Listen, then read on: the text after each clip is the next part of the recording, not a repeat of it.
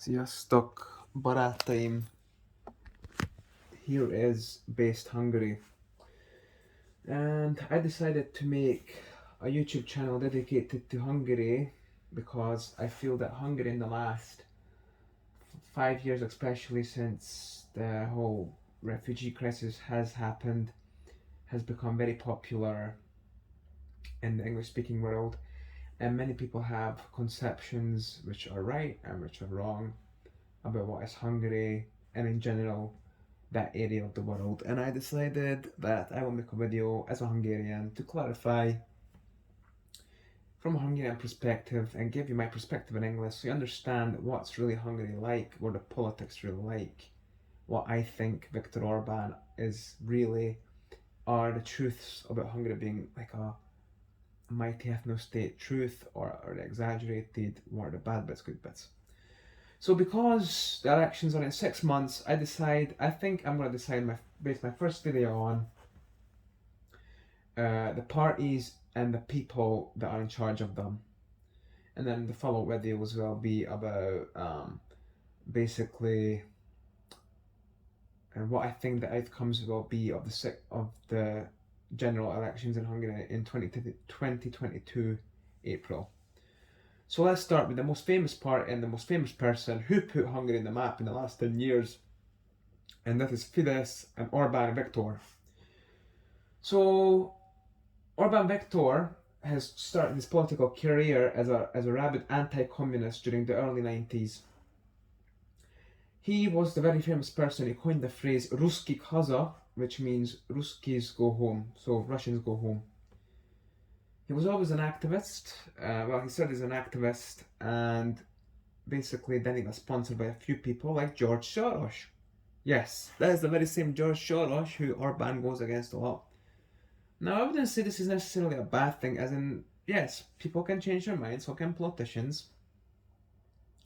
So I guess Soros just seen something good in Orban in the time and thought that maybe in the future he can use him to get his influence into Hungary, which he tried. But what you must understand with Fidesz is and Orban is that they didn't really start out as the party that we know today. They weren't really a Christian nationalist party in the beginning. In the early 90s, Fidesz and Orban started out as a sheer anti-communist party. So they were more a laissez-faire party, such as you would get maybe the old-fashioned conservative party with Thatcher, Ronald Reagan.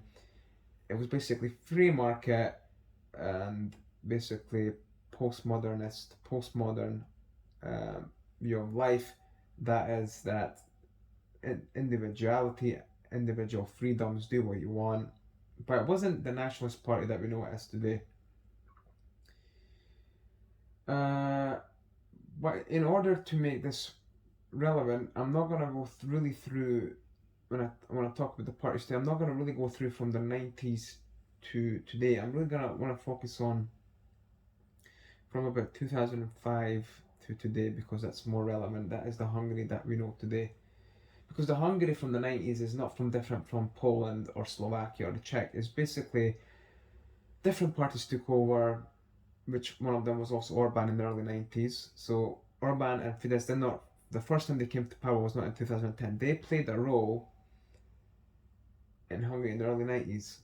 And basically what happened was Social Democrats took over, left wing took over, economic crash, and then Orban happened in 2010. But as I said, I want to focus from 2006 to today and the possibility of future elections. So, Orban and Fidesz came to power in 2010 for the first time with 2/3 majority. Before that, they had a term. I'm not sure quite when, but they had a term. I think they were the first party to take charge, or the second, maybe from somewhere in the mid-90s. I believe they were in charge from the mid-90s. But anyway, then some social democrats and others came along. So Orban Viktor took power with Fidesz in 2010. And they really got a lot of their views and ideas from a party called Jobbik. But we'll talk about them a bit later. I will talk about the party first, which put Orbán Viktor in a position to gain 2/3 majority. And that party was the Magyar Szocialista Párt, or the Hungarian Socialist Party, which is the predecessor. Predecessor? No, not the predecessor. Not the basically the child.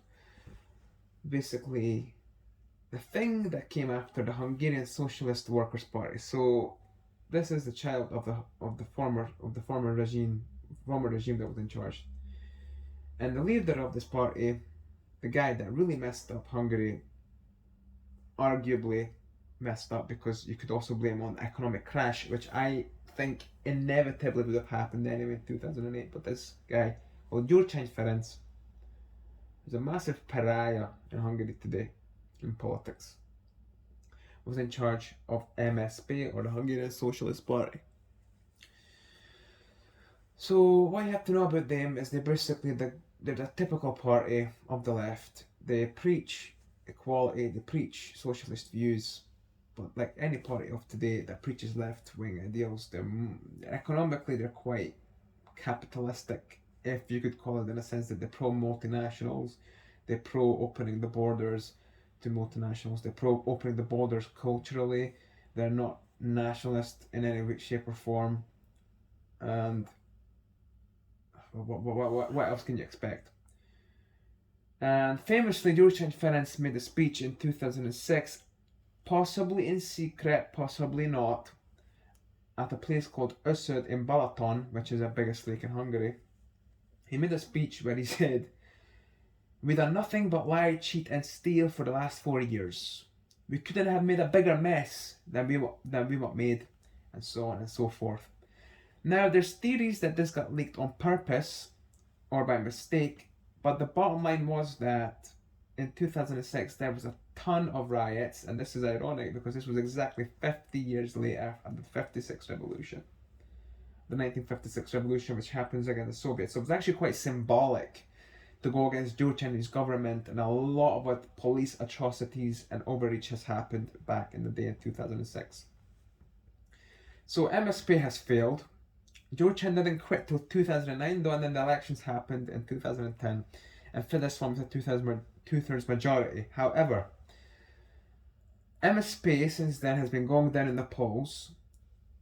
So the good old two-tier system of Fidesz and MSP, much like there was in the West, there was always a left and a right, much like in the West, in America, Republican, Democrat, in the UK, Labour and Conservative. So that was a setup. There were, of course, before MSP, Social Democratic Party, there was also Fidesz and other parties. I believe there was also a Socialista Demokrata Ser, SDS, which also ruled. But again, that's a party that doesn't exist anymore, and I don't really want to get into them because I don't think it's relevant anymore to go into parties that don't exist. I might do a future video on them. However, so MSP has been going down in the polls for a long time, and Gyurcsány Ferenc, and to go into another party now, that's in Hungary, has created another party called Democratic Coalition, which means Democratic Coalition. There's nothing coalition about it, it's just what is the name. And Gyurcsány Ferenc is, if I'm not mistaken, his wife is in charge of the party called Dobrev Klára, and Dobrev Klára is obviously married to Gyurcsány, but everybody knows that Gyurcsány is pulling the strings here. He cannot show face, he cannot unveil himself because he's a political pariah, even to the left. Because what happened in 2006 was brutal. So basically, his wife is in charge, and his wife comes from a communist clan who were Bulgarians, from the Apro clan, which is the surname of the clan, a Bulgarian name. Dobrev was the Bulgarian side, the Apro clan were Hungarians, and these were affiliated with the Stalinist regime that was in Hungary, of Rákosi's regime, which was until the 56 revolution. These were all related to Dobrev and that family. So they're in charge of DK, the Democratic Coalitions. Again, it's basically the views are the same of MSP, open borders, European, bring in the EU, tear down the wall, and what have you. And yes, so they are for that. Very interestingly, there's Jobbik. Jobbik is a fascinating anomaly. Again, they started their way. Jobbik actually means right, as in the right wing, or I'm right, like right, like in English. And Jobbik came to really much in front of the political light in 2006 when the riot happens. They went out with all the right wing, with Fidesz and all of them, not together necessarily, but all the patriots went out to riot against Joe Chang and the socialist government, who basically threw the country into austerity. Now again, this could be argued that this happened in 2008.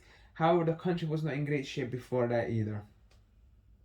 So people may complain about Orban, that he's bad in that, but there's a fundamental noticeable difference between how Hungary was before 2010 and after.